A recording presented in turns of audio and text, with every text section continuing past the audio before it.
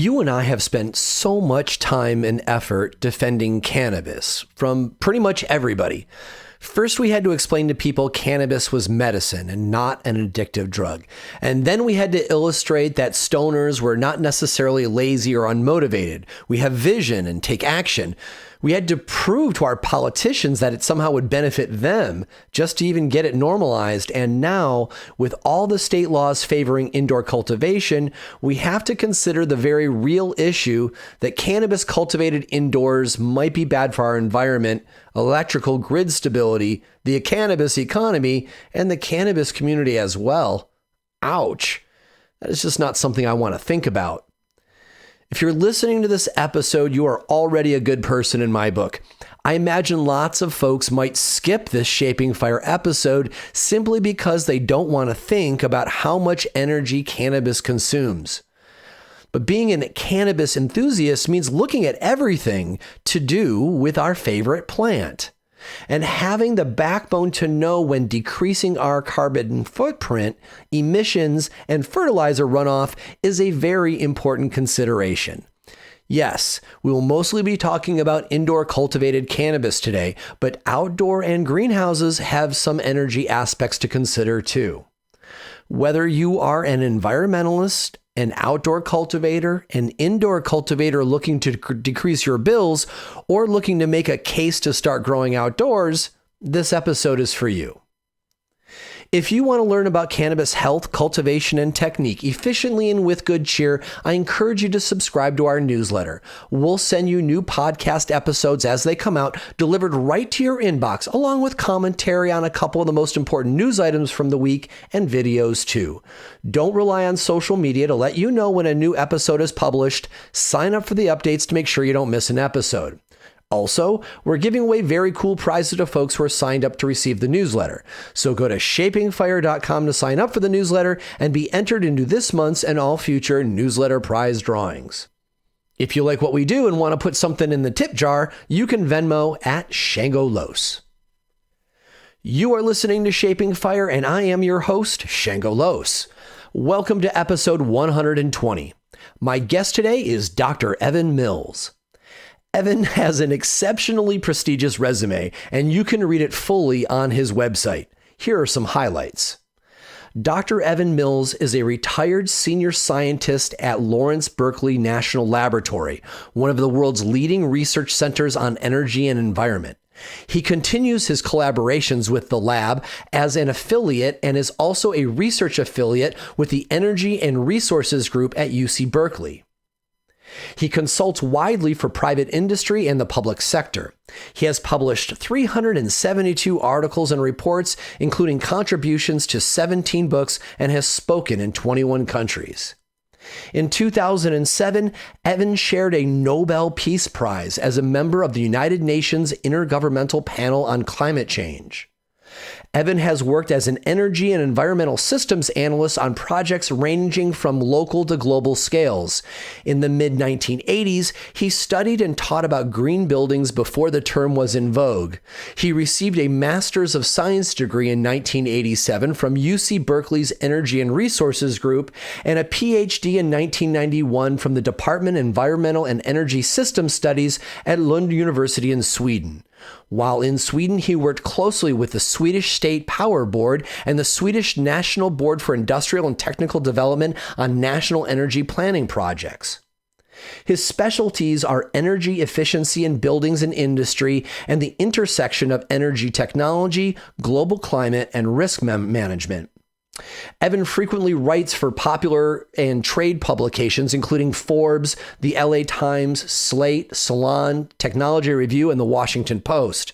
And his work has been covered pretty much everywhere, including The Atlantic, Bloomberg, The Economist, The Financial Times, High Times, National Geographic, Nature, Popular Science, Rolling Stone, Scientific American, and Wired. Evan now lives in the Redwoods on the Northern California coast and is an organic vegetable gardener.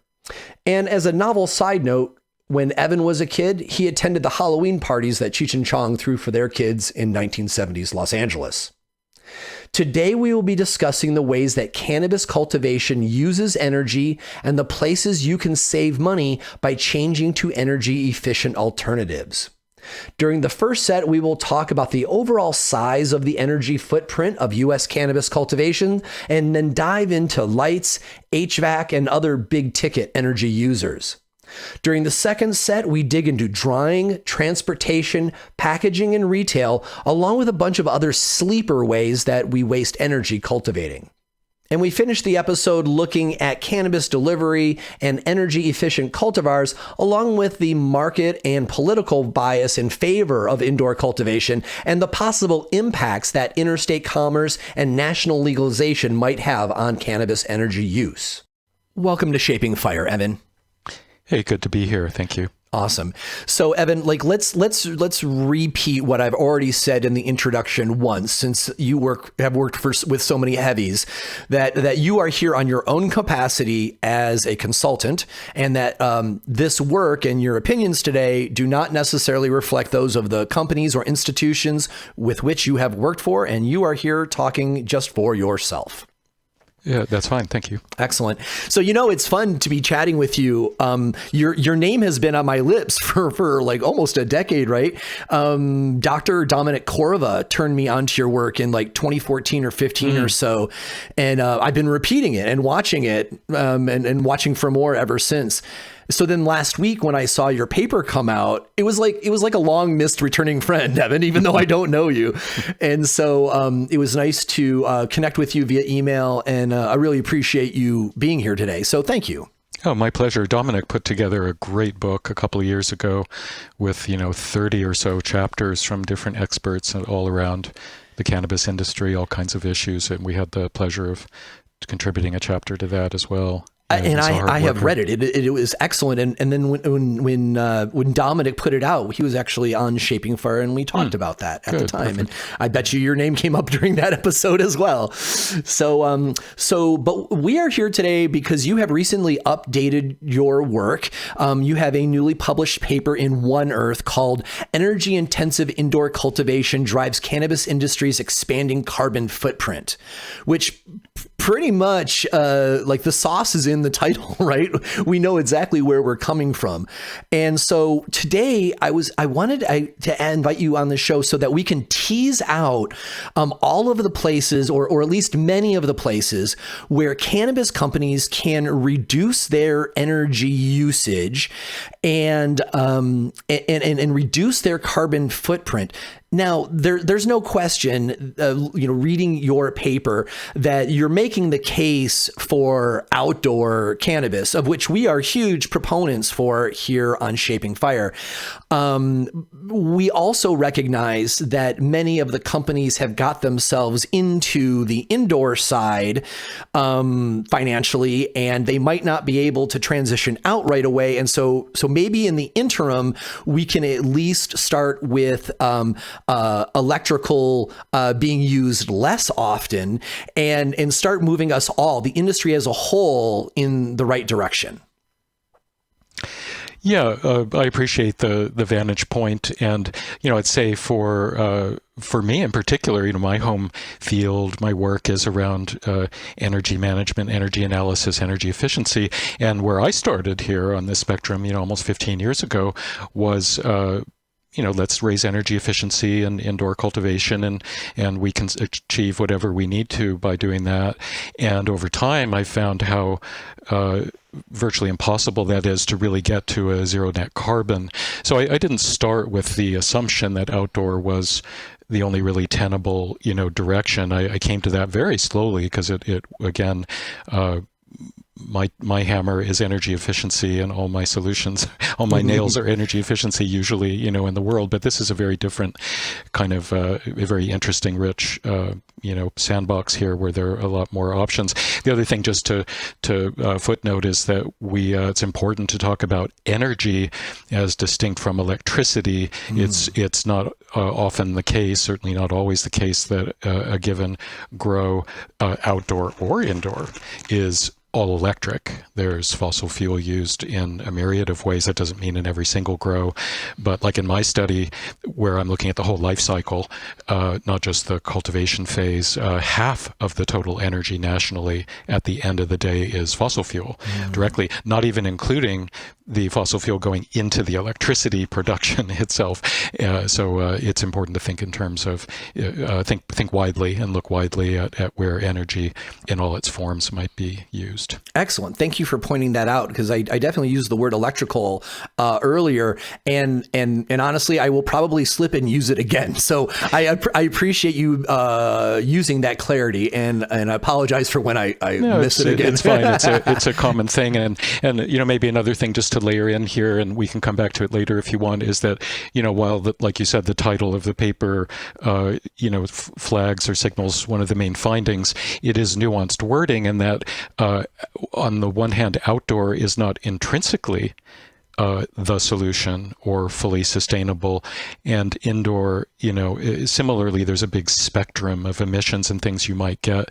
So there can be plenty of problems around energy and sustainability more broadly with outdoor. So it's not simply a matter of flicking a switch and going to, especially the current industrial scale paradigm of outdoor. It's more than that would be needed to really address climate, let alone all the other environmental things that we're aware of. I was really surprised in the new paper of all the places that you illustrate where energy is being used intensely and is a place that we can either decrease our energy use or get rid of it completely by replacing it. I actually find more interest in that than even in the lights, but let's go ahead and start with that, because everybody pretty much considers that to be the elephant in the room, is that when we bring the plants indoors, we have to create a man-made sun, and we do that by throwing lots of joules at them. And instead of me trying to tease out the specifics, I know that you have answered this question many times. So I'm just going to kind of hand you the mic and ask you to describe the problem with using so much energy in cannabis indoor cultivation. Sure, and we can start with lights because that's where you wanted to start, and I agree, it's where everyone goes. And some people, say on the lay person end of the spectrum, thinks that's the only energy use, which is a fine, mistake or whatever for general public. But it's big. Lighting is big. We're talking. Of course, there are lots of different growing context. There's a spectrum, so you can have the plant factory that's windowless and all the lumens, all the photons are electric. You can of course have I hate the term mixed lighting because it's like jargon and regulators use it, but let's call them greenhouses. And greenhouses can be also no electric photons, or they can have some electric photons, and most industrial cannabis greenhouses do use electric lighting. But anyway, lighting is loosely like a third of the total energy use, total carbon footprint. It totally depends, where you are and what genetics you have and what the facility's like. But, lighting is big. And whether it's LED or HID or something else, nickel metal halide, it's still a lot of energy, and people look at the LED as this panacea, and it's rolled out reflexively all the time in conversations. And I'm a big fan of LED. My house is all LED. It's what's not to like. No mercury, energy savings. But remember that to replace, let's call it 1,000-watt HID light, that's a 600-watt LED. It's still like a small floor heater under your desk. It's incredibly energy intensive, and you put a few thousand of those in a big greenhouse, and you need a lot of air conditioning to deal just with the heat off the LEDs. So yes, it saves energy, but it only moves the needle so much, and it's only addressing a third of the energy use. And yes, you may get some cooling savings. You may also get some increased heating energy need. So it's a system. We always think about buildings as systems, whether it's a school or an office or a cannabis grow. Their leg bone's connected to the hip bone, and lighting affects cooling, and all the uses are connected in important ways. So I don't know. I hope that's helpful as far as lighting. Can talk more about it. It is. I've got a follow up for you. Yeah, sure. So when we go to conventions, the lighting manufacturers are continuing to impress us with, or seeking to impress us with their increased energy conservation, and things are getting better, and every new model is going to use less energy and save the cultivators pocket money, which is great.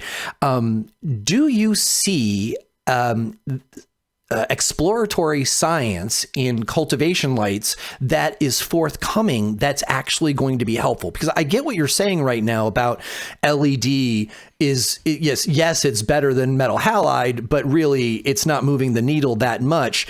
And if I wanted to keep my LEDs and wanted to keep running indoor, my first response would be, well, the technology's almost there and it's about to be better. And so we just need to put our energy into LED research instead of trying to move us outdoors. Yeah. This is a broader, just kind of conceptual problem or challenge or opportunity, depending how you want to look at it, in energy management writ large. There's never a silver bullet. I mean, data center, cement factory, cannabis grow house. It's a orchestra, of measures that you need and want and are prudent to pursue for all kinds of reasons. So there's never one thing that's going to solve a problem. There really isn't. Even you look at a car, like an electric car, well, there's, 30 different energy efficiency measures going on within that car. So there's always a constellation of things. With lighting, just to footnote a little bit what we were saying a minute ago, it's also, it's very, I don't like the word strain. I know everybody uses it, but it's not actually the word that's used in agronomy, more broadly. Their crops, or their cultivars. There are interesting papers, not enough of them, but in my paper, Figure 5 brings the data together from one of the studies, and they looked at multiple strains under LED versus HID lighting, and it's sobering to see that some of them don't save any energy, or very little energy, and others save a lot. And so there's like a factor of strain and genetics and cultivar in the lighting performance. Also, there's a problem, again, more broadly in energy called the take-back effect that actually gets kind of embraced by climate deniers and so on a lot, by saying that, well, if we save energy in one place, we're just going to use more somewhere else. And I'm not that person. I don't subscribe to that, and the evidence doesn't support that. But you do see a lot of places where cannabis grows, and you'll, in the trade literature, you'll see the advertisements from the lighting manufacturers brighter than the sun, not just as bright as, and people will increase the DLIs and increase their yields. And so we have to think about energy per unit yield rather than energy per square foot and so on. But it is often happening that people, because they're saving so much money on lighting energy bills, that they will pump more light in. And so that's not the expected, behavior with energy efficiency. And so one has to look carefully at how much energy is being saved and how you're measuring, those savings. So that's just a little bit more on light. You can steer me back around if I didn't actually answer your question. No, that's a good answer. So my follow-up question. Now, I recognize that that you are here to raise the flag of using too much energy, and it isn't necessarily also your mandate to solve them all and to solve the policy questions behind them as well. So with that in mind, I'm still going to ask you a solutions policy question, just because you have had this conversation with many people, and perhaps you have heard something, but you're not, you're a friend of cannabis, and you're aware of the indoor outdoor cannabis debate about quality, and I, and generally the guests on this show, loved, we stand with sun-grown flower as having a wider aroma profile and healthier plants and, more resilient, higher yields, all of this kind of business. But there is something that is quite special and unique about flower that is grown indoors. It's aesthetic value. And also to get outdoor outdoor cannabis that competes with the quality of indoor, there are only a handful of places in the country that can do that naturally. And so a lot of people just aren't interested in this discussion at all because they want to grow the best cannabis in their region, and they don't live in Garberville, right? And so people say, hey, I'm going to turn to my indoor. Do you have any idea of how we can resolve the people wanting to grow good cannabis in places where the weather is not Northern California? Yeah, great question. It's so important. And some of the answers are counterintuitive, I think, and I don't pretend to have all the answers, but it's such an important line of conversation. And if you probably have already, but if not, I think a whole show on really drilling into the quality question is important.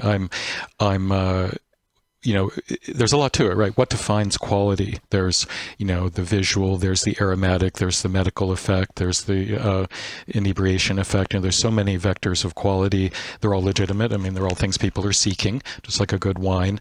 But there is debate there for sure. I mean, there's a lot of, and including in the science literature, looking at CBD profiles, that, outdoor is not necessarily inferior at all by, many metrics. And when you look at, and I'm not saying it's superior either, I'm just saying one can't just have like a blanket concession, that indoor is superior.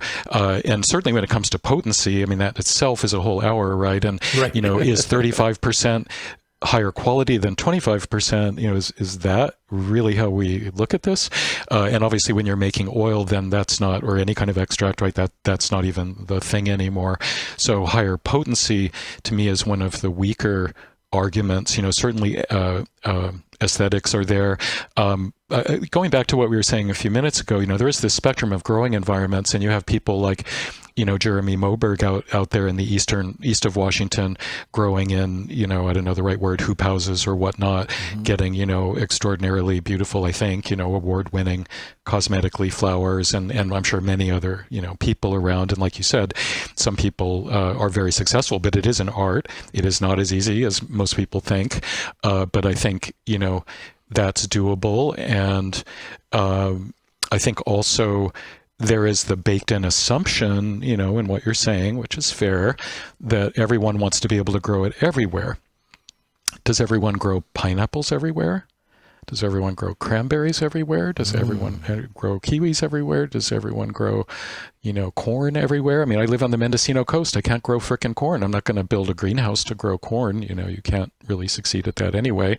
So there is a kind of swimming against the tide there. I did one of the many little calculations in the paper was how much land area would it take to grow all of the cannabis, 24,000 tons roughly of cannabis that Americans consume every year in the U.S. And the answer is 0.003%, 0.003% of all U.S. farmland.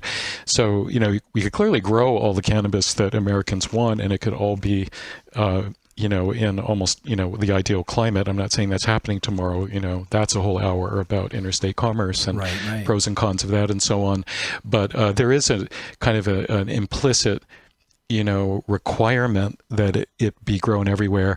And that said, I don't know. I mean, there is outdoor cultivation in every state.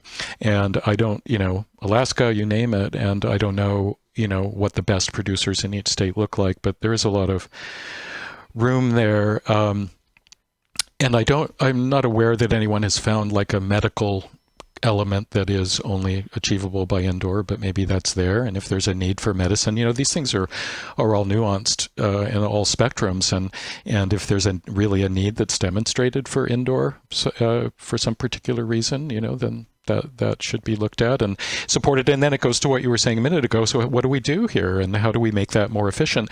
Because also, it's easy for me to say, well, in a perfect world, more of this cultivation would be outdoors than it is now. And remember, a lot of cultivation, not just at small, artisanal scales, but at industrial scales, is outdoor already. And I know most of that's headed for oil. But anyway, there's a lot which is a shame, right? Like it's really a shame that so much of the outdoor is just air quotes, just headed for oil. I mean, oil is honorable, but it's really amazing to me that people treat outdoor as such a mediocre second commodity. class. Yeah. When I go down to California, I'm only interested in finding Northern California regenerative outdoor to purchase, and they want to put all this mass-produced indoor schlock on me, and it's really surprising that the outdoor, what I consider the higher quality regenerative stuff, is discounted because people don't want it. It astonishes me how that market dynamic works.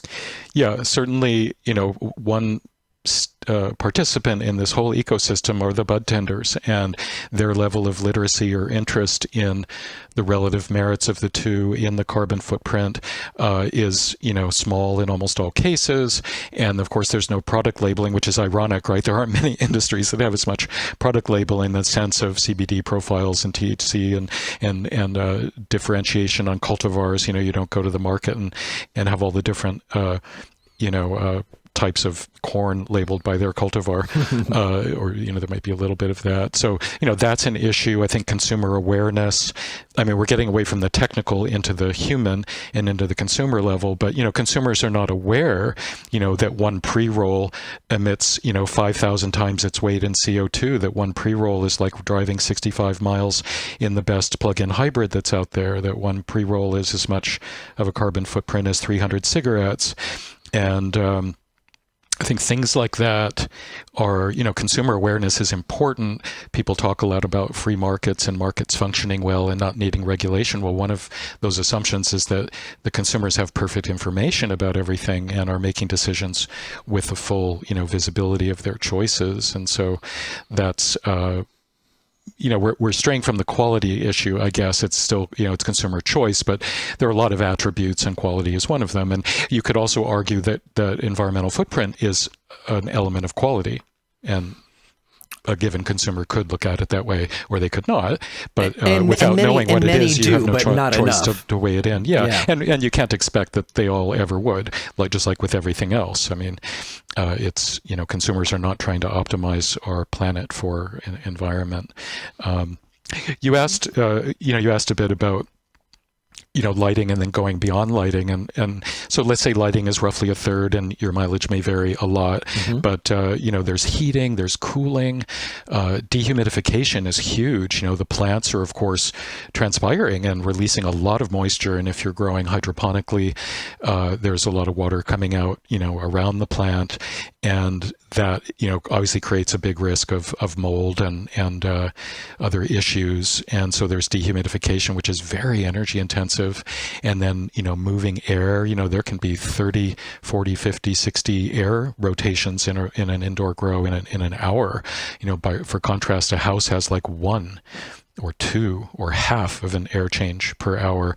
A lot of energy moving that air. You're irrigating, you have pumps, you're possibly treating that water, you're possibly heating that water, or even cooling that water, depending what climate you're in. I bet down in Coachella Valley, they have cooler, water chillers that are chilling the irrigation water. And if you have your own water supply, you're pumping. And so just as far as energy uses, and then there's curing, and then often there's extraction on the site. And then, there's a lot of cold storage now in the industry. There's, vast overproduction, vast overproduction in the industry. It's more well documented in Canada than here, but definitely happening here. And so that stuff is going into refrigerators and freezers. And I'm just saying, it's back to the earlier point. There's no silver bullet, but all of these things use energy, and they all have energy efficiency options. They're all manageable to a point, and they should be. If they're used, they should be done as efficiently as possible. And so those are some of the ones that are in my numbers. There, for people who are concerned about, Evan's numbers are too high, there's a heck of a lot of things I left out because there were no good data, to include them. And there's a figure, I think figure 1 in the paper, that kind of has this map of the whole kind of carbon system, around cannabis, and which things I've been able to quantify and which I haven't. But, there's, in energy, there's, managing your carbon dioxide, there's UV disinfection. These are all things I couldn't include. Odor removal, not necessarily so much in cannabis, but, in other indoor ag, which I'm also studying. There's soil steaming and cleaning soil to use again. There's recovering water out of your air conditioning or your HVAC exhaust stream. In some climates, there's snow melting. Again, that's more for other crops, but that really happens. You've got your in-field farm equipment, talking about outdoor. There's data. People want to use AI and robots. This industry is automating very rapidly, right? Again, not at the small boutique grower level, but where most of the cultivation happenings. And as we know, AI uses a lot of energy, and mechanization uses energy and instead of human labor. And, the list kind of goes on, but just to say, yes, there is a lot of other energy use besides lighting. The good news is that they all are manageable to one degree or another in terms of energy efficiency. I've got one more question for you before we go to the first break, Evan. And that is, you mentioned early on where moving from traditional lights to LED lights is, it's good to move in the right direction, but it doesn't really move the needle. Mm-hmm. And, you just gave us a healthy laundry list, and we're going to dig into more of those during the second set. But, you gave us a laundry list of all these other places that are energy intensive in the indoor cultivation zone. If we went and got the energy efficient version of all of these, the energy efficient, water cooler, and the energy efficient, lighting, and the energy efficient, automation, and if we just went down the list and got them all, would that move the needle, or are we just kidding ourselves? It would, but it won't. Because, it would, but it won't. Because yes, you can kind of play God in the sense of specifying all this stuff, and then we haven't even talked about solar yet. And you could make a zero energy grow, but the obstacles to that, the resistance in the market itself is enormous. The market surveys done of the growers say they want about a 3-year payback time on any capital investments. More than half of them want a 3-year payback time or less. So you can't, even though that's 33% of return on your investment, I wish I could get that in the bank. Yeah. That's not going to get you far at all. There was a big study that came out in Canada, and there's been a few that have tried to look, we call it kind of techno-economic studies. How about this technology? How much does it cost? How much does it save? Payback? Mm-hmm. And they're getting numbers like, 10 to 20% energy savings potential in cannabis grows. Again, you can't just pick lighting, right? LED is hard enough to get it to pencil, but you have to look at all these end uses. And so, while there may be a technical potential for, let's just say, 75% energy savings, which is what I stipulated in 2012 in the first paper, no one who is trying to earn a profit, who has investors, is going to ever be able to get anywhere near that. And then with solar, the problem is that the land use becomes untenable. I'm doing analysis now. It's looking like cannabis facilities, depending on climate and location, but climate and facility type. And like you said, people want to grow in harsh climates, right? Because they want to grow in their state or in their town. So it can be as bad or even worse than 100 times the roof area in solar. And, the best I've seen are like 20 times the roof area, or maybe 10 times the roof area. And so all of a sudden you're using more land than you would be with outdoor cultivation, and land sparing or land savings is one of the top arguments that are used for indoor agriculture more generally.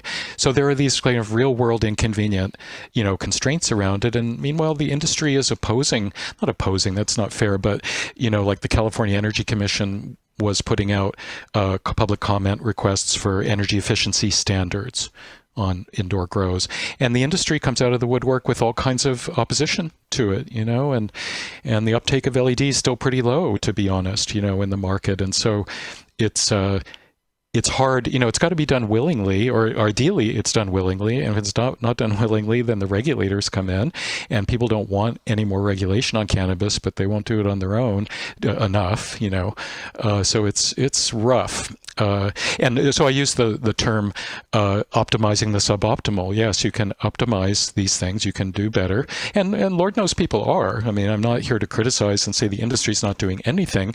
The LED look, their heat pumps are coming in. People are, trying to use AI and things to optimize water application, minimize water use, and therefore pumping energy. So their efforts are being made, but it's just you're not getting that far, and so we're optimizing the suboptimal. It's so much more elegant technologically and economically to grow outdoors. If you can address the quality issue and still do that sustainably, because there's plenty of inputs to outdoor cultivation. All right, so hold on that, because I'm going to pick up on inputs in the second set. But I want you to follow up on one thing before we go to commercial, which is earlier in the set, I said, okay, if we change everything to the energy efficient version, will it move the needle? And is the technology in LED just not up to the standard yet, and we're about to, so we can just research our way out of this. I have this same question about the solar panels, because solar has always been one of my things that will save indoors in my head, right? Without being a solar nerd, just hoping that to be the case. And do we see technological advances that are coming down the pipe in research that might be able to increase our efficiency so it wouldn't take 20 to 30x the roof space in solar panels to feed a cultivation center? Or are we not foreseeing that in any kind of immediate future? Yeah, not in our lifetimes, and not even in a longer time frame, not sufficient at all. I mean, LED is incredibly efficient. Yeah, they're still working on it. I mean, solar is incredibly efficient. The best panels are, there's been huge progress. It'll continue, but it's not of the magnitude that you need. You've got factors of 10 and factors of 100 improvements you need here. I think there are other domains like strain. See, there I go. Genetics, cultivar, huge differences. Actually that figure 5 in the paper shows just at the energy use for different cultivars. And that's an area where you might get 50% savings or 50% increase, depending where you're moving between. So, there's also a broader array of possible things to do rather than changing one widget for another, in your growing process. That's something to look at. Excellent. All right, so let's go ahead and take a short break, and we'll be right back. You are listening to Shaping Fire, and my guest today is Energy and Environmental Systems Analyst Evan Mills. You've heard me talk about the award-winning cannabis seeds that come from the analytical breeding program of Seth and Eric Crawford, who founded Oregon CBD Seeds. In fact, Seth was a guest on Shaping Fire in 2020 to talk about triploid genetics. Seth and Eric are now releasing high THC seeds for home growers and farms as Grow the Revolution Seeds at gtrseeds.com. Their high THC seeds are extraordinary in that they will start to flower at 16.5 hours of daylight instead of the typical 14.5 hours of daylight. That means in most regions, your plants will start to flower outdoors in the middle of July instead of the middle of August, which means these photoperiod plants finish in September and not October, totally upending the photoperiod seed market. Seth and Eric took their prized early flowering CBG line and bred it to some of the most desired verified genetics out there, including Sour Diesel, Triangle Kush, Wedding Cake, Chemdog, Skittles, and others. These crosses all express powerful photoperiod terpene profiles and THC, giving you a great high. GTR Seeds has a new THCV line with plants like Double Durban and Gigantor that boast 1-to-1 THC to THCV, and people want that THCV. GTR seeds are very consistent, true-growing, inbred F1s from stabilized inbred parent lines. These seeds are nearly homogeneous, and the plants should all grow the same. There is only one phenotype in every pack, available as diploids and triploids. Seth and Eric's company is still family-owned, patient and employee-centric, and partially powered by their 2 acres of solar panels. Everyone can purchase these seeds and the entire catalog of Oregon CBD seeds at gtrseeds.com. Go to gtrseeds.com today and choose something revolutionary for your next indoor or outdoor run. Revenue is tight for cannabis businesses right now. There is no question about it. And when revenue tightens, businesses need to spend smarter on advertising. Instead of throwing obscene money at hanging your company's logo from the rafters at your next convention, perhaps consider placing commercials on Shaping Fire. And if you are a very small business, there is simply no better bang for your buck than commercials on Shaping Fire, especially if your products are for regeneratively minded cultivators. Advertising on this show allows us time to talk about your product, service, or brand in a way that really lets people know what sets your company apart from the others. Bold people who own companies know that getting into relationship with their customers is essential. That is what we offer. We will explain your service or product, what sets it apart as desirable, and help our audience get in contact with you. It's pretty simple, really. Advertising does not have to be all whiz-bang, smoke, and mirrors. Nowadays, I find that people prefer just to be spoken to calmly, accurately, and with good intentions. If you want to make your own commercial spot, you can do that too. With a commercial on Shaping Fire, you'll reach your customers in the privacy of their headphones right now, and will continue to reach new listeners as they explore the Shaping Fire back catalog of episodes again and again for years. A spot on Shaping Fire costs less than a postcard per person, and the Shaping Fire audience is full of smart cannabis enthusiasts, cultivators, and entrepreneurs who are always curious to learn. And right now in the new year, we are booking the few open spots we have for the rest of 2024. I'd love for you to be one of our new advertisers. Do yourself a solid and contact us today for rates on podcast and Instagram advertising. Email hotspot@shapingfire.com to find out more. This message is for folks who grow cannabis. I'm talking to home growers, patients, and commercial growers too. I'm probably talking to you. When you plan out your next growing cycle, be sure to check out Humboldt CSI seeds at humboldtcsi.com. Caleb Inspecta and his family have lived in Humboldt County for over 100 years. For the last 40 years, 3 generations of his family have cultivated extraordinary Sensimilla cannabis in Humboldt, Mendocino, and Trinity counties. Because of his lineage and the hard-earned experience that comes from growing up, smoking, and sifting large populations of cannabis plants in Northern California, the seeds you'll cop from CSI will be winning genetics based on longtime heavy hitters and updated and resifted to bring out new and exotic traits and better yields. Go ahead and ask around. Caleb, also known as Inspecta and Pirates of the Emerald Triangle, is a breeder's breeder. He reaches way back and works with significant strains, recreating them in new and interesting ways that you'll love as a toker and a grower, as well as offering you some surprises that will delight serious seed traders and cultivators. Humboldt CSI goes a further step and selfs all these chemovars so you know all the seeds will be female. These are not experimental feminized seeds. Humboldt CSI releases some of the best female seeds available anywhere, and it will show in your garden. Folks grew quite a bit of CSI Humboldt genetics last year here on Vashon Island, and everyone was pleased. The patients had beautiful female plants and didn't have to cull half of their garden as males. The folks growing for the fun of getting high grew colorful flowers with exceptional bag appeal and great highs. And breeders had 7 out of 7 females in a pack, which gave them a lot of phenotypic choices. Take a moment right now and visit humboldtcsi.com. You'll find an up-to-date menu of both feminized and regular lines, along with photos and descriptions. That's humboldtcsi.com. Welcome back. You are listening to Shaping Fire. I am your host, Shango Los, and my guest today is Energy and Environmental Systems Analyst, Evan Mills. So at the end of the last set, we were talking about all the different places that energy usage can be tamped down or stopped in an indoor cultivation environment. And I have heard people push back before, Evan, and say, we love cannabis. It makes life livable. Why are you harassing cannabis cultivation when there are so many other things that we should be harping on?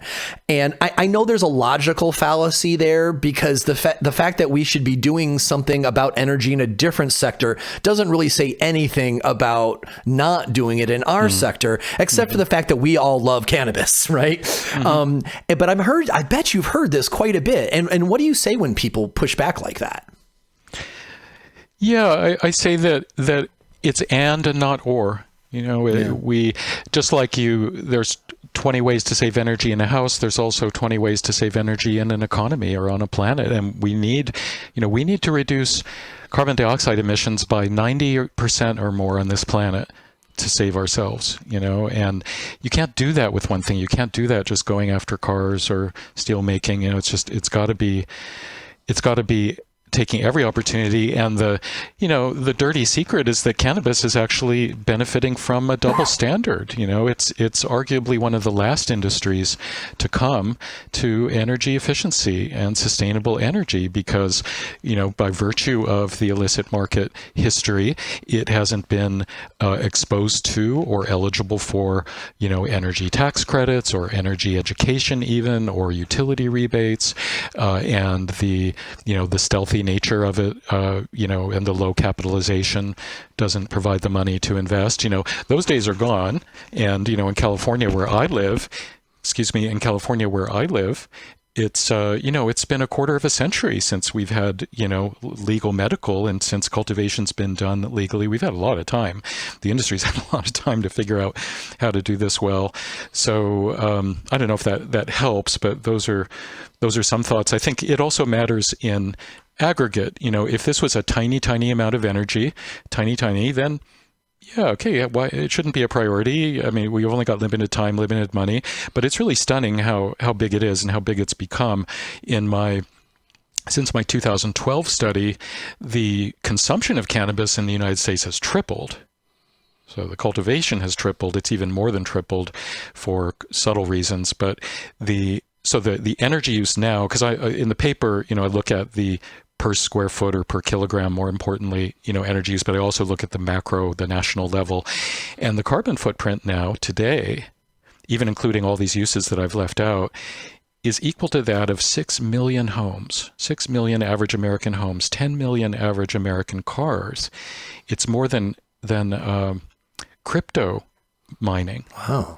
It's 4 times. I mean, I was stunned. It's crazy to think that it's more than crypto mining, because we're all hearing about crypto mining inputs, and our cannabis is more. And so it's part of that double standard. It's gotten less attention than it merits, not more, I would argue. And the other thing that was stunning is that it's 4 times the energy use of the pharmaceutical and medicine manufacturing sector. And so, putting all other commentary and things aside, as a medicine, that needs to be owned. That needs to be owned. It's 4 times the food and beverage industry, which manufacturing, these are national statistics from the U.S. Department of Energy, and that includes beer and wine production, food and beverage. And it's the same as, this one is stunning, it's the same as all other outdoor food crop production. How can that be? Wait, whoa. It is equal to all of the food crop production in the United States? All of it?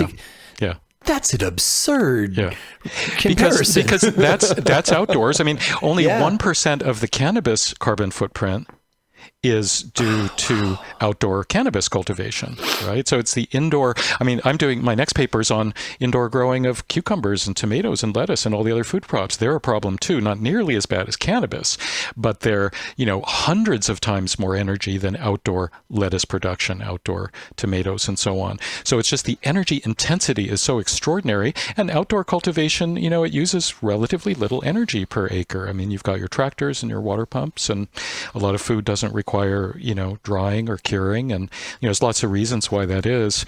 But cannabis is 300 times at least as much energy as indoor lettuce is. So it's just a lot more energy intensive.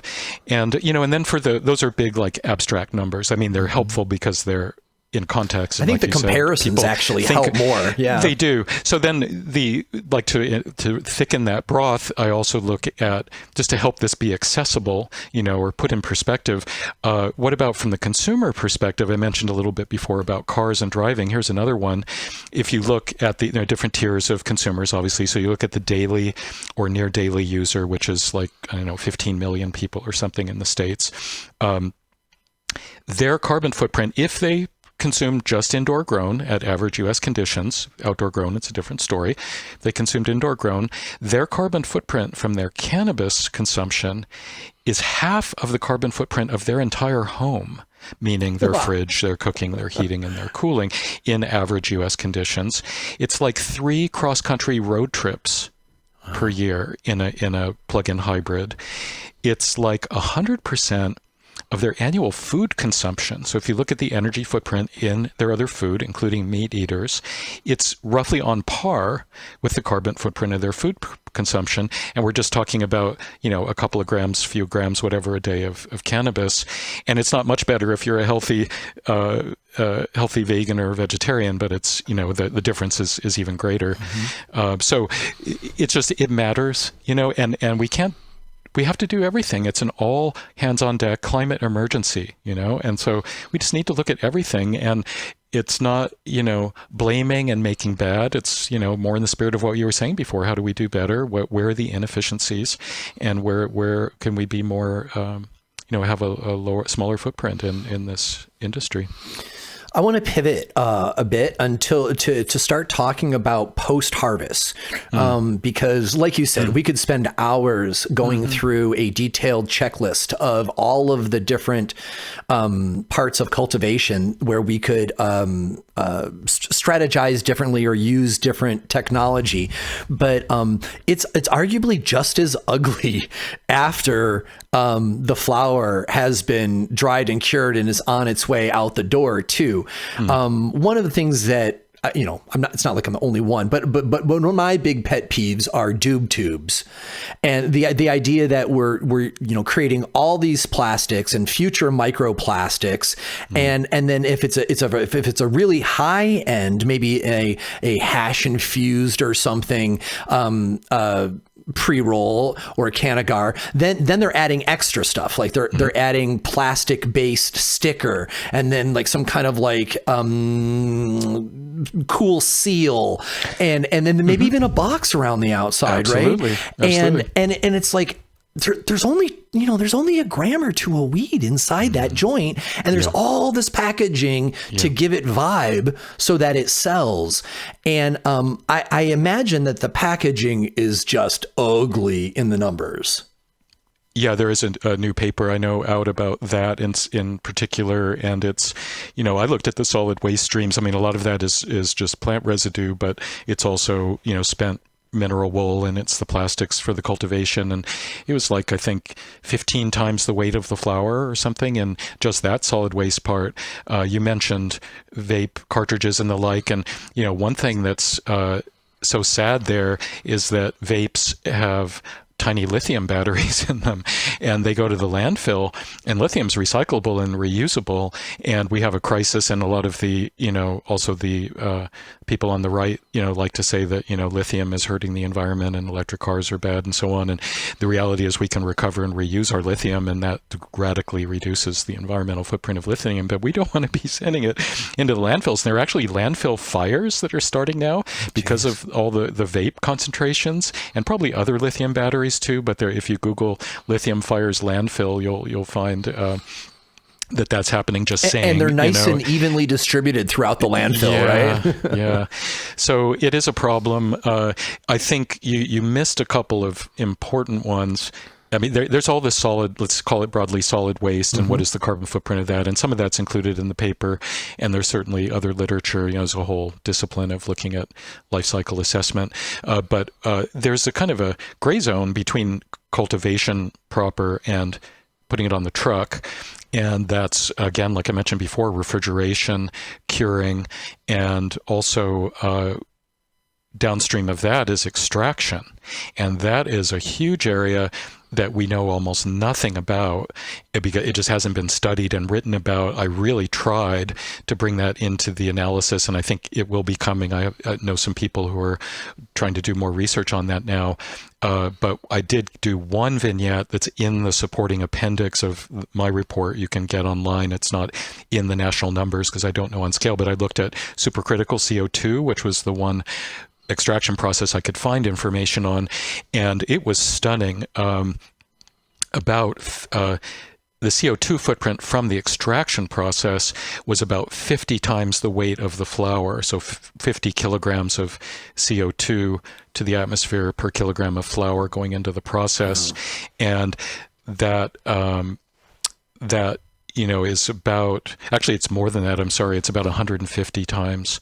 But it depends. So if you look at what is that as a fraction of indoor footprint, it's like a 10% increase, 10% adder to the footprint we are talking about. But if you look at outdoor, it's 30% increase, right? Because outdoors less carbon intensive. Those are percentages, but it is arguably an outdoor grower can make a bigger marginal footprint on their impact on their footprint by improving dealing with extraction. Yeah. And we just don't know. I mean, there's so many processes and we don't know the national magnitudes, but it's something that's just crying out for being looked at. It's not more important than the things we're talking about, but again, everything matters.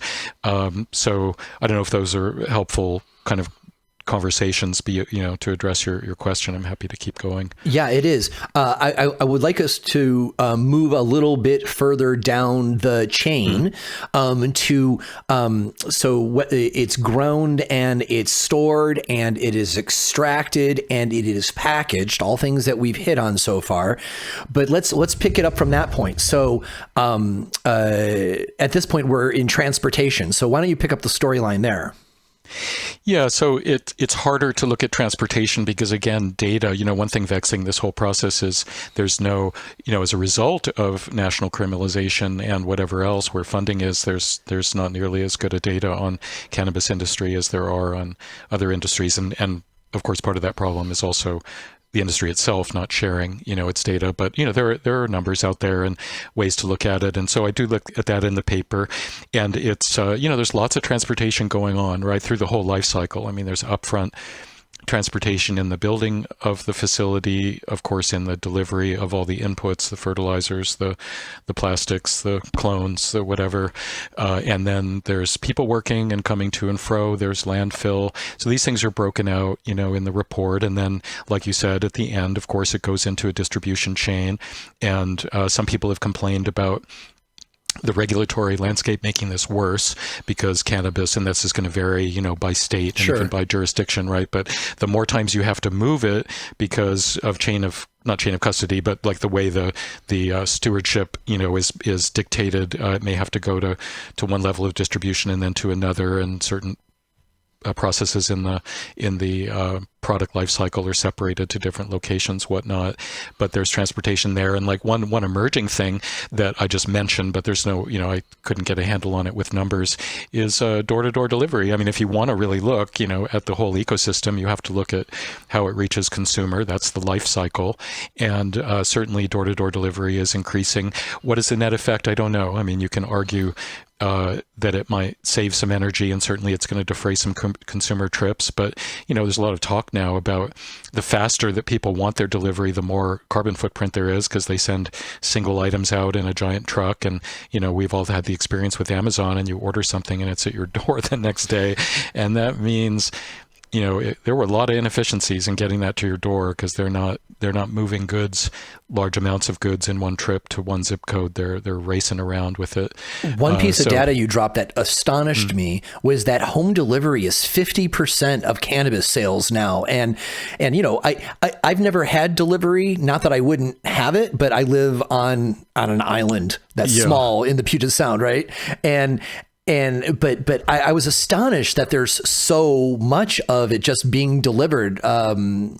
And I kind of simmered on this. I'm like, okay, so the cannabis store is sending somebody to me with my cannabis, but in the old days, I used to go to the house of my dealer, and so one way or another, somebody had to drive, and so I can see how we put this on the industry as a whole. But to be fair, I don't think it'd be fair to put that on indoor. No, agreed. And I tried to be careful in saying what is the net effect of this, because you have to look at the net effect, and what is the alternative, and is that more or less carbon, and we don't know. But again, if something, if you're taking a 2,000 pound car to deliver, an eighth somewhere, and that's your only trip that you're making, as opposed to a person who's ideally integrating that with some other trip, then there's obviously a difference, but I don't know. Also, just a small correction. So that 50%, that's a thought experiment in the paper to see, well, what effect would that be? And that would, if we got to 50%, we don't know what share. I don't know what share somebody probably does. That's a good clarification. Yeah. Thank you. So there's a lot of scenarios in the paper, the policy scenarios and the market scenarios, saying, well, what if the market evolved in this way or that way, good or bad? Just how much do certain things move the needle? So that one, like if 50% of sales were eventually conveyed by delivery services, total emissions would go up by about 4%, okay, from the total carbon footprint. So it's not the end of the world. This isn't, the big knob at all. But we just have to look at all these things. And also, like, which ones are big and which ones are small. And the only way to do that is to go through, exercises like this. So delivery is not in my study in the numbers, because we don't know how much of it's going on. That's a good clarification. How much is saved by what the difference is between individual consumers going and getting it. Or, of course, there's the whole home cultivation part of this as well, which is its whole, separate discussion, and that's included in the study. And there you save a lot of emissions. And so if I'm remembering right, the home cultivation is about half the carbon footprint. Indoor cultivation is something like half the carbon footprint of industrial, for a lot of reasons. And one of them is you have less transportation going on. You have, you're not landfilling, things like that. Well, that's an interesting spin, Evan, that I did not pick up my first time through. That's actually a decent, I live in Washington, where we're not allowed home grow. We're like one of the only people. Yeah, there you go. Yeah. And, the fact that it never occurred to me that individual home, a 4x4 tent home grow is going to be more efficient for my own cannabis needs than it is for me to buy it from a store, and all the extra energy that's used by that cultivation. I usually just compare it the indoor that I would buy at the store versus my outdoor. But the idea that my indoor is more energy efficient surprises me. Can you tease that out a little bit more? Yeah, sure. So let's be sure to say can be. Fair enough. Okay. The devil's always in the details. But still, from my numbers, it's still about half the carbon footprint, which is still 2,000 times its weight in CO2. So, keep it in perspective. It's an improvement. I mean, there we go back to your conversations, like, well, what can we do? And so this is something ostensibly that would make a big dent in it, but you're still left with a problem, that's extraordinary. But the reasons are, not everybody's air conditioning. There's less volume. These indoor grows, as you see, in the big pictures, the industrial ones, they're incredibly voluminous. And so you're not just lighting plants, you're heating and cooling and dehumidifying, giant volumes of air. So, that's a factor. It also depends on the efficiency. Like if, you're using a heat pump at home and the indoor grow or greenhouse is using gas heating, that's at 80% efficiency, that makes a difference. You don't have the interdiction, or at least to the same level.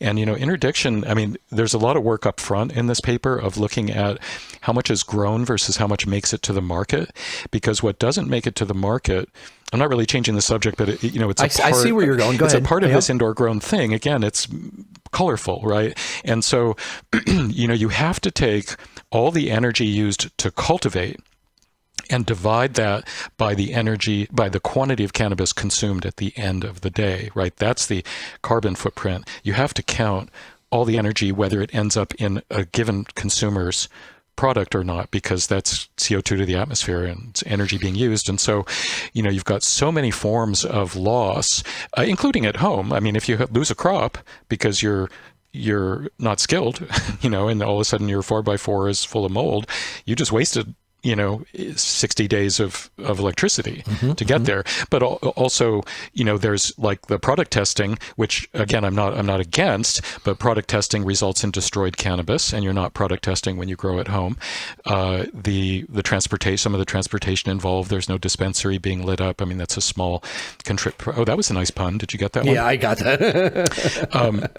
So those are some factors. Not everyone has dehumidification. You don't have the large amounts of moisture all being concentrated. Maybe you dry it in your shower and you don't have showers off. You don't have, an electric drying environment with dehumidifiers running. So, those are the kinds of reasons why it seems like the home footprint. And then you're not going to landfill. The laws that require, and, the laws that require landfilling also increase carbon emissions. It's very small, very, very small, but I had to calculate it and just look. And when you put a lot of biomass under the ground, especially if you have wet, soaked mineral wool full of fertilizer residues and roots and so on, you get methane, and that's a greenhouse gas, and landfills are not catching all the methane. So anyway, that's not happening with home cultivation. As long as you compost it and it doesn't go anaerobic, you're okay. That is an interesting thing you said about interdiction.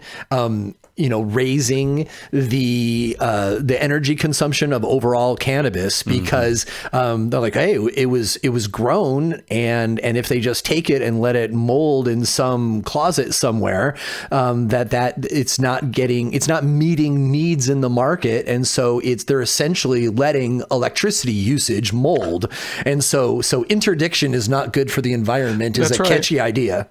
And it's not, it's not just electricity; it's the fossil fuel, but it's also energy. It's also all and beyond energy, it's all the other inputs, to make the fertilizers and build the facilities. You have to allocate all that energy somewhere.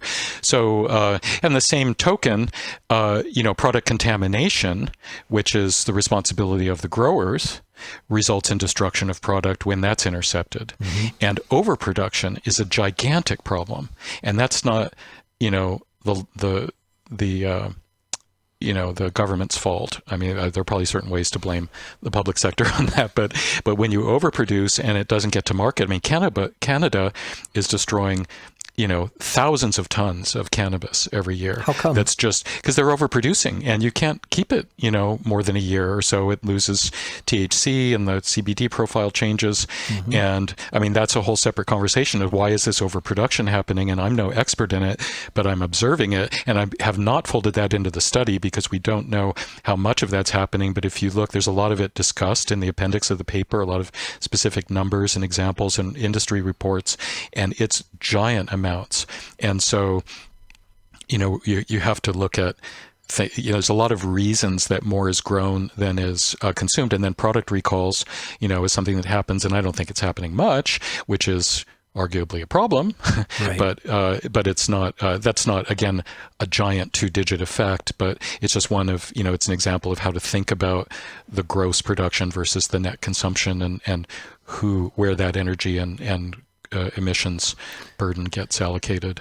And then it brings us to an interesting point about legalization, which is, a question that is everyone wants to ask as well. Does legalization at the national scale solve climate problem? And we can talk about that now or later. But the one thing it does avoid is the interdiction, product destruction part of this puzzle, which again is a minor effect on the overall footprint, but it's not a trivial one. We'll come back to that during the third set. Fine. I want to finish off this second set with a short discussion on fertilizers. Specifically, on Shaping Fire, we are always teaching wildcrafting, regenerative agriculture, making your own compost, using local inputs, things like that. And of course we're encouraging people. We're trying to coax them away from synthetics and A+B fertilizers and petroleum derivatives and this kind of synthetification of cannabis fertilizers, and certainly there is some energy usage with regenerative as well. It's still getting packaged some way. It's still being shipped in most cases. Not everybody's wildcrafting. So some of that is same between the both. But I have an assumption that most of this regenerative soil amendments, because they are often in the form that they were in nature, maybe we need to crush the crab shell, but it is not like building an A+B fertilizer profile that's just going to like supercharge the plant. Yeah. And so I'm wondering how do those compare, the growing inputs specifically that are related to nutrition? Yeah, important point, and I would refer your listeners to the widely talked about article by Haley Summers and her colleagues from Colorado a couple of years ago, and that was the first real serious so-called life cycle assessment of cannabis, where they went through ammonium nitrate and triple superphosphate and potassium chloride and other soil amendments, and also neem oil and fungicides and other things. So they did all that math, and I baked that into the work I'm doing. And so for the way that comes out, oh, and by the way, let's talk about carbon dioxide, which is actually the largest single part of the non-cultivation energy carbon footprint. Mm-hmm. So that's another input. And you have that carbon dioxide is made industrially, and I don't want to hear about like citing grows next to breweries. Yeah, okay, do that here and there. It's fine, do it if you can, but we're not going to have Anheuser-Busch, putting cannabis grows next to all its crappy beer factories. So I've got my spreadsheet spun up while you were asking me this question. So in this study, the carbon footprint from all these inputs that I just rattled off. Also, there's the mineral wool, right? Which is what? Melted freaking rock. So there's a lot of carbon, and because there's a lot of energy in spinning mineral wool into these cubes that are used once and are generally not recyclable and go straight to landfill. That's actually the second largest. Well, no, sorry. There's other ones that are other soil amendments are more important. But at any rate, so if you look at the inputs as a percentage, as a ratio to the energy carbon for cultivation, the inputs are about a third more. So it's significant. If you look at the whole ball of wax, all the transportation, everything, about 20% of all the national emissions from cannabis are from the inputs. That's actually also averaging together indoor and outdoor and all of it. So certain sub slices might be more or less. So it does matter, but bottom line, it certainly matters. And and again, you're also sending stuff to landfill instead of composting. So there's other reasons that you know better than I do of why closing these loops can really help. You just want to be sure not to make methane in your compost pile, because then you're really shooting yourself in the foot if it goes anaerobic, because methane's an extremely potent greenhouse gas. But like I said, the biggest problem is CO2, and it's the biggest single additional carbon footprint element beyond the energy itself. The creation of these petroleum-based fertilizers, I must admit, I don't exactly know how they are made, because they've just never been attracted to me or attractive to me. How does that fertilizer creation process compare with the regenerative way of just collecting natural items to mix into our soil? Yeah, that's above my pay grade. I don't know. It's not my specialty, but there's a lot of literature out there on it, and and there's a lot of fossil fuel, and the making of nitrate, in particular is known to be, a very energy intensive process. I bet you that there is a rich area for study down that rabbit hole too. Yeah. So, okay. So let's go ahead and take our second commercial break. When we come back in set 3, I want to talk more about some of the perspectives that are needed and some of them that you mentioned during the first set, which I found to be very valuable. So you are listening to Shaping Fire, and my guest today is energy and environmental systems analyst Evan Mills. And, without these advertisers, Shaping Fire would not happen. So please support them and let them know you heard them on Shaping Fire. One of the challenges with buying autoflower seeds is that often you'll have as many different phenos as you will have seeds in a pack. That can be fun, sure, but so many varieties in one pack is a sign of an immature seed line that hasn't been worked enough. I prefer my autoflowers to be worked enough that each pheno in the pack really captures the aspects that the breeder was intending. This is why I recommend Gnome Automatics to my friends and listeners who grow automatic flowering cannabis seeds. Gnome Automatic seeds are not just crossed and released. They are painstakingly sifted again and again, tested in a wide range of conditions, and taken to a level of maturity that each plant will be recognizable by its traits. Traits that were hard-earned so that you can have your best growth cycle ever. Over the last 10 years, Gnome Automatics founder Dan Jimmy has become a trusted breeder, and he continues to pour his passion of breeding cannabis into every variety he releases for you to grow. Check out the Gnome Automatics Instagram at gnome_automatics to see the impressive plants folks are growing. You can score Gnome Automatic seeds in feminized or regular at your favorite seed provider listed in the vendors section of their website. Commercial cannabis farms across the country love growing Gnome Automatics because of their consistency from seed to seed, short grow times, THC percentages, and colorful bag appeal. Farms interested in bulk seeds of more than 1,000 should reach out through gnomeautomatics.com. While on the website, be sure to check out the Gnome Automatics shirts and other merch section too. If you want reliable seeds, hand-built from effort, expert selection, and experience, choose Gnome Automatics. Fish Poop brand fertilizer is an all-natural fish poop concentrate with nothing added. Real fish poop is extraordinarily complex. Not only are you adding the nitrogen, phosphorus, and potassium your plants need to build mass, transport nutrients, and enhance flavor, but fish waste is also packed with biological activity and micronutrients. When you add fish poop to your irrigation water, you are adding life force, probiotics, and active microbes. These microorganisms include a wealth of various bacteria and protozoa which further enhance nutrient availability for the plants. Because plants are limited by the absence of any essential micronutrient, these trace nutrients are the difference between having a decent garden and having a garden that makes you feel really proud of your efforts. Fish poop is a naturally complete solution that fills in the cracks in your fertilizer program to ensure you offer your garden a broad base of nutrients. Not all fish poop is created equally. Most products with added fish waste don't reveal their sources or lab results. Fish Poop brand Fish Poop, however, generates their own fish waste as a byproduct of their organic aquaponics cannabis farm where they raise ornamental koi and tilapia. You are even invited to tour their farm in person or on their YouTube channel to look for yourself. This sort of transparency is wildly rare in the fertilizer market. The folks behind Fish Poop are also lifelong medical cannabis producers who have deep connections in the community, donate more product than they sell, and support cannabis prisoner, veteran, and patient collectives and charities.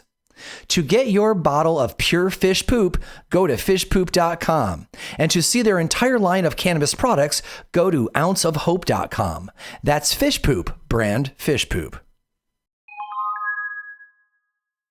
Sometimes the topics I want to share with you are far too brief for an entire Shaping Fire episode. In those instances, I post them to Instagram. I invite you to follow my 2 Instagram profiles and participate online.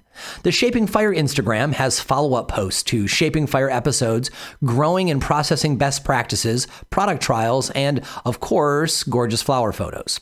The Shango Los Instagram follows my travels on cannabis garden tours, my successes and failures in my own garden, insights and best practices from personal grows everywhere, and always gorgeous flower photos. On both profiles, the emphasis is on sharing what I've learned in a way that you can replicate it in your own garden, your own hash lab, or for your own cannabinopathic health. So I encourage you to follow at Shaping Fire and at Shango Los and join our online community on Instagram. Welcome back. You are listening to Shaping Fire. I am your host, Shango Los, and my guest today is Energy and Environmental Systems Analyst, Evan Mills.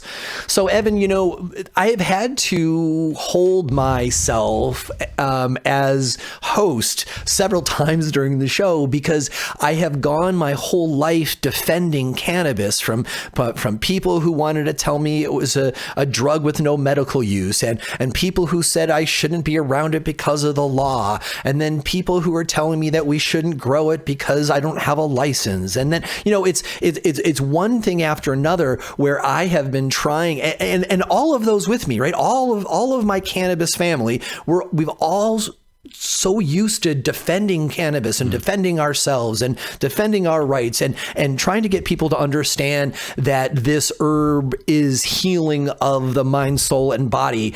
And so, talking about cannabis in the way that we have today, I'm also pro the environment, but I also am naturally kind of knee-jerky wanting to just defend cannabis. And I think that part of the big shift that has to happen is messaging to come through for people to understand that we can still love cannabis, swear by it, defend it, and also be responsible for the energy usage that our, favorite plant is using, and unfortunately the poor way that it's being implemented bureaucratically. But I think at the core of it, somehow those of us who love it need to split from identifying the cannabis as ourselves and instead understand that it's time for us to work with the plant in a way so that we're not abusing the environment to get the part of it that we like. You just answered your own question beautifully. What's the next question? No. Give it your own context, please. You set that up really well and rationally. And look, I grew up, I was born in 1960. I grew up in the fabled Laurel Canyon. I used to go to Cheech and Chong's kids' Halloween parties. I live in Northern California now in the Redwoods. I'm a organic gardener, not of cannabis, but of, I love my garden. I'm not against the plant or against, people who want to use it. It's, Henry Ford, one of his many famous quotes was, "Everything can always be done better than it is. Be done better than it's done now." And that's part of what leads to innovation. And there's this guy, and earlier you were asking how LED lights can be done better, and that is a valid thing, and it is something that's being chased. So I think just having the attitude of let's be creative, let's be smarter, let's be sure we're current.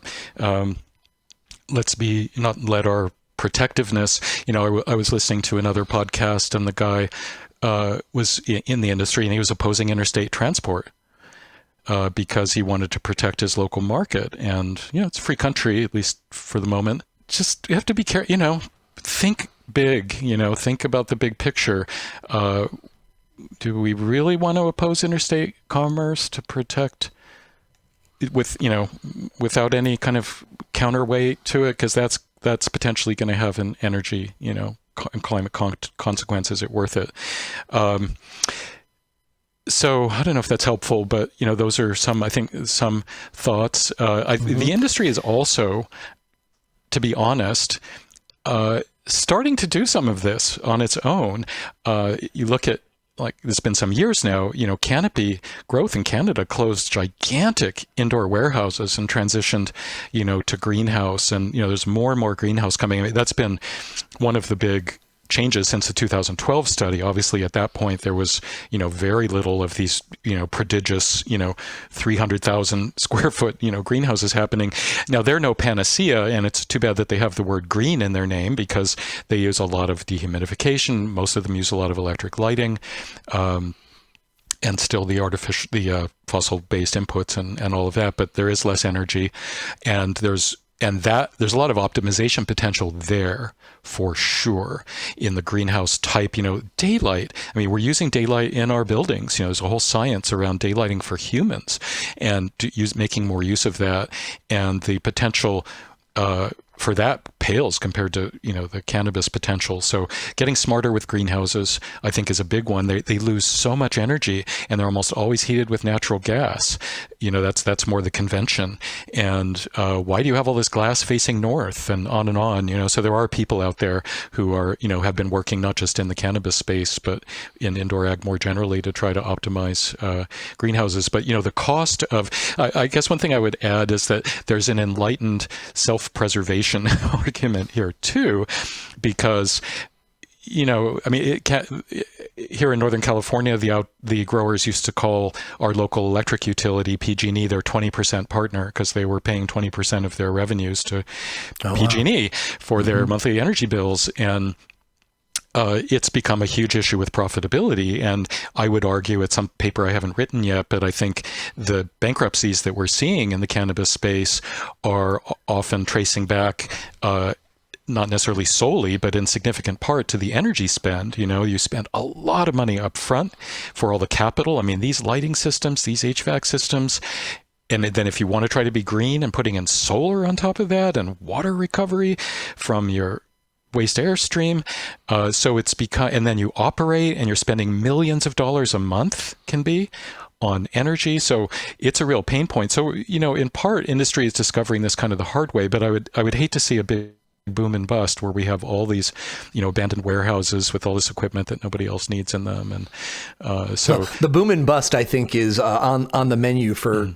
California, because it's already happening, right? Yeah. I hope that we see this better in other states. And earlier in this last run of words, you had mentioned that some of the things that the industry is doing to improve, and it's really startling how low the bar is for a lot of the folks to make an impression. For example, I was down in California, as I often am, and I picked up some regenerative cannabis flower from Soul Spirit Garden, and I was overjoyed and made an Instagram post because they use compostable doob tubes and some kind of compostable paper ink, for their boxes, and I was just floored to see something that existing, because I go into places all across the country, and I've not seen anybody do that actively, and here I am overjoyed, and all love and support to Soul Spirit, but we need to see that from just one farm, right? We need to see that with in entire states moving in this generation,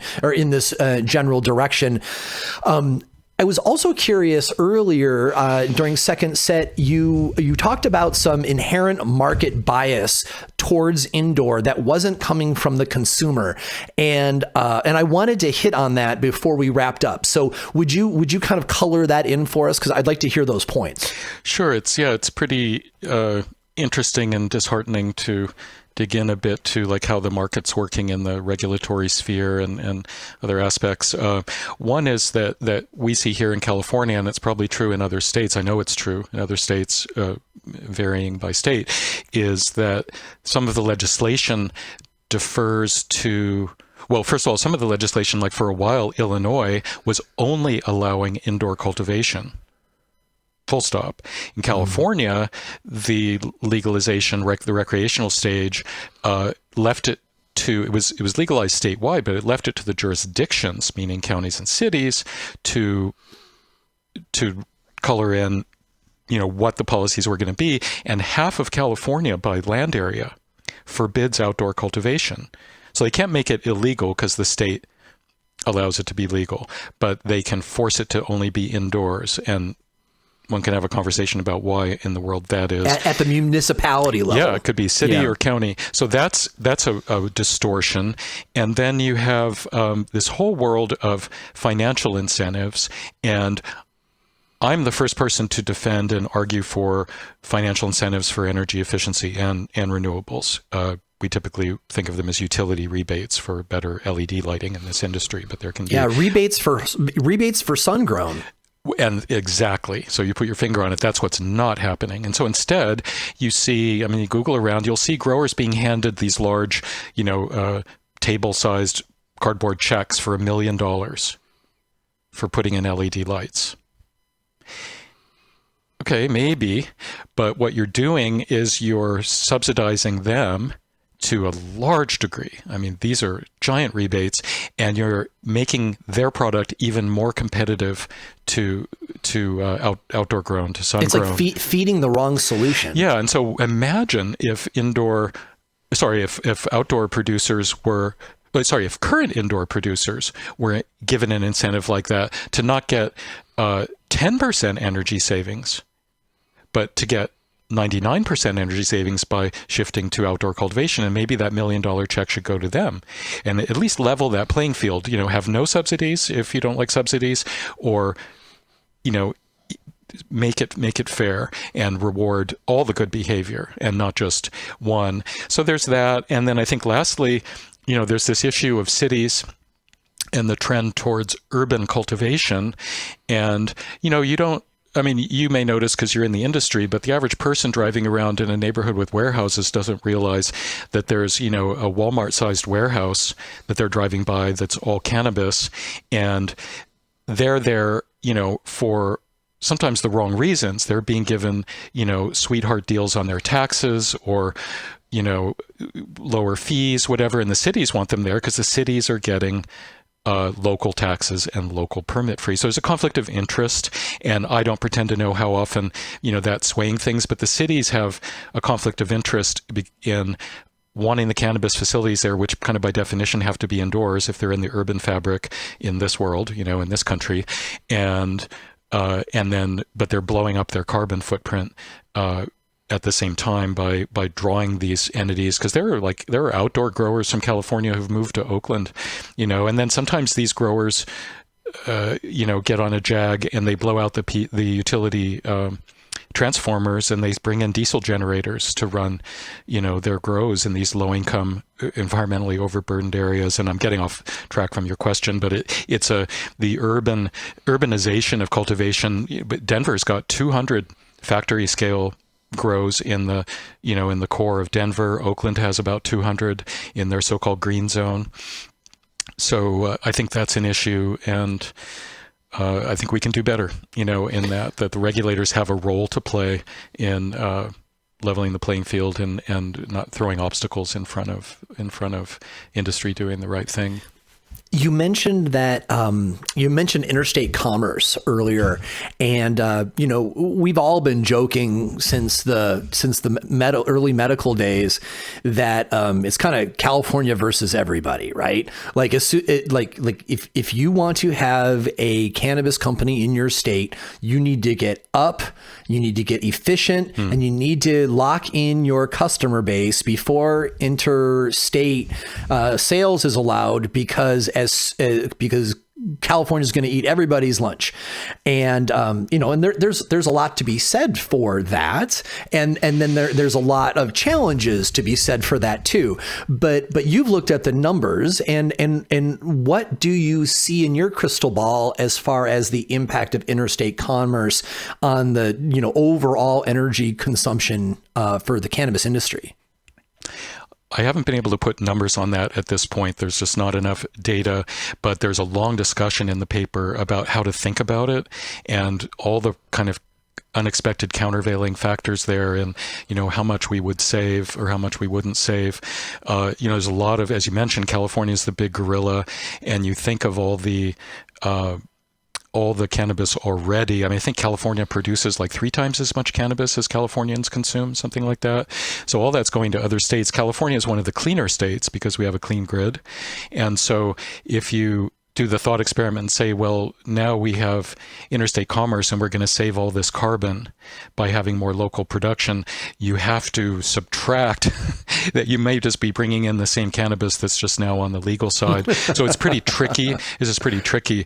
But Yeah. that said, I think, there's so much of the U.S. that's suitable for low carbon outdoor cultivation, and interstate commerce is an obstacle to that, and being able to flow everywhere.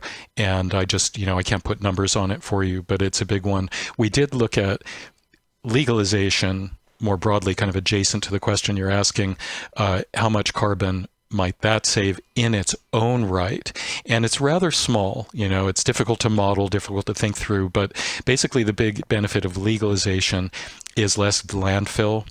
There's more landfill. That's an offsetting effect, right? Because mandated landfill happens in the legal market, not in the other one. So there's some ways in which it can increase emissions. All the packaging is one that you mentioned before. There's one new paper says there's more packaging in regulated markets than in the illicit market and in pre-regulated markets. But also on the upside, you have from legalization, you're taking the interdiction out of it. And so all that cannabis that's destroyed and all that embodied energy and carbon is in principle, in a rarefied case, not happening anymore. So it's something like an 8% reduction in national carbon footprint from legalization in its own right. But that said, legalization is kind of a necessary but not sufficient milepost on the route to all kinds of other policies, right? You can't incentivize better practices in an illicit market. And today, right now, about a little more than half of the national carbon footprint is in the illicit market, and a little less than half is in the legal market, by the way. So there's a lot to address still. Yeah, that is a lot to address on the other side. But it's interesting how that comes out. It's not necessarily obvious that it would break down like that. Much more of the production is in the illicit market, but also the illicit market has a much larger share of outdoor than the legal market does. So that's part of why, even though 75-80% of the production is in the illicit side nationally, the carbon footprints are more 50-50-ish because there's more outdoor in the illicit side. So to wrap us up here, we have given folks a whole lot of data points and perspectives, and so many of them, they're lubricated and they've got pivot points and they depend on these. So it's very much a complex web, and as you address this, then the other part moves. And so let's distill this down to some, I don't know, marching orders or a loving suggestion is probably a little less authoritarian. So for the two key groups who we're talking to now, right? Because obviously we'd have a lot to say for the politicians, but they're probably not still listening to the episode. The people who are listening are cannabis consumers and the cannabis business owners, the cultivators. And so let's take the business first, and then we'll talk to the consumers. So if an indoor cultivator, and they've got their heart in the right place, and they have just heard our conversation, and they're like, damn, I think that at the very least, I need to start doing stuff to decrease my energy consumption. It'll be better for the company and it'll be better for the environment. And I want to help there be a planet for my kids. Okay. So their head and their heart's in the right place, but they already have an indoor, cultivation. And so what would you give to them as the first steps on a path that are attainable? Yeah, good questions. And I have to say, I've had a lot of emails and things from producers over the years, and more than a handful have said they've changed their business model. They've looked at this, and over time they've shifted their industry towards, greenhouse and then outdoor. So in a strategic, longer term way, there's no shame in that, and it's something that's done all the time. And you can look at the large industries, and they're definitely shifting their center of gravity from indoor towards outdoor. So there's that. The longer term, I think, nearer term, get energy audits, really look at your processes, think about I don't want to say greedy, but like maximizing yield. Is it everything? Run numbers more carefully, because maximum yield isn't necessarily maximum profitability. Like things are, it's expensive to push, a crop. And I'm not pretending I know more than the cultivators who've spent their professional lives, dialing this in. But be sure you've got good info, good advice.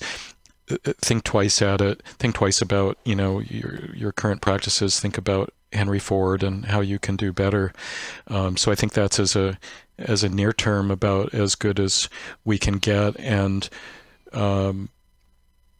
then how about the consumer then? Because, the consumer, it's interesting because the consumer is both the most powerful and the least powerful. Right. They're at the end of the long chain, so it's really hard to influence any of it. But because it's all being made for us, it actually does empower us. But I definitely don't think that consumers are using their power at all. So what would you say to us as consumers about some kind of action we can take to move the percentages in the right direction? Yeah, I think the consumer doesn't realize their power as in so many cases, right? Energy, climate more broadly, and all kinds of other issues. So I think talk to your bud tender, ask questions, be curious, ask for data on on the different products, make it known that it matters to you. And consumers can change their behavior, and that changes the market. And there are consumers, it sounds like yourself, who prefer sun-grown and hunt for the product that's just right for them. Or, I don't think it's even necessary, but come down a notch in quality, whatever. It's just, or make quality part of your make environment part of your definition of quality, right? That doesn't seem like a stretch. Like, what is quality? What is quality of life? Isn't part of quality of life being, not having our homes burned in wildfires? Seriously, So I think the consumers, being aware and educating themselves, and it's hard, right? Because there's very little information out there for them, and it's not being provided by industry. I think also being aware of greenwashing. There's a lot of greenwashing, unfortunately. I have a page on my site that your listeners are welcome to look at with examples of the greenwashing that happens. And it shouldn't be on the consumer to root that out and clean that up. But unfortunately, there aren't really regulators, going after this. But that's a problem for consumers, is even like the notion of terroir, so we've got cannabis grown in a windowless factory, not in soil, with no sun, no rain, in California, in Arcata, and it's called Humboldt. Like what is that? So maybe there's something there that I'm not understanding. I guess the water, but the water has been so heavily treated by the time it gets there. So I think that's something for consumers. And and back to the producers for a second. I think another thing they can do is, it's under this banner of being curious and inquisitive, and also forthcoming. Share data, work with researchers. Benchmark your carbon footprint against your competitors and see, like, well, how am I doing? Because benchmarking is a really powerful tool to see, well, what are other people? What are the best practices out there? And, go for those. There's a lot of documentation on best practices within indoor, within greenhouse. So I think that's something to do. And consider product labeling. Especially if you're doing better, then get the word out there and work with the dispensaries and work with the value chain to get transparency for consumers. And if consumers are asking for it and producers are pushing it, then consumers will start to be more informed about carbon footprint. So that's something that everyone, all the actors, from the regulators to the growers to the consumers, could do more in, because it's pitiful. There's such an information vacuum facing everybody, all from soup to nuts there. Right on. Well, thank you, Evan. We easily could have done a couple more hours on this topic, but the goal was not to inundate people too much, but to really illustrate to folks how tenacious energy consumption is all through the chain, and to start having us think about it, whether our end goal is to actually get outside or to just decrease our electrical usage in our present operation as step one. I think that is, it's an honorable pursuit. And even though we don't want to look at anything that is chastising of cannabis, well, I think it's damn time. So thank you so much for giving of your personal time to join us today on Shaping Fire, and to share your wildly in-depth understanding of the data behind our industry.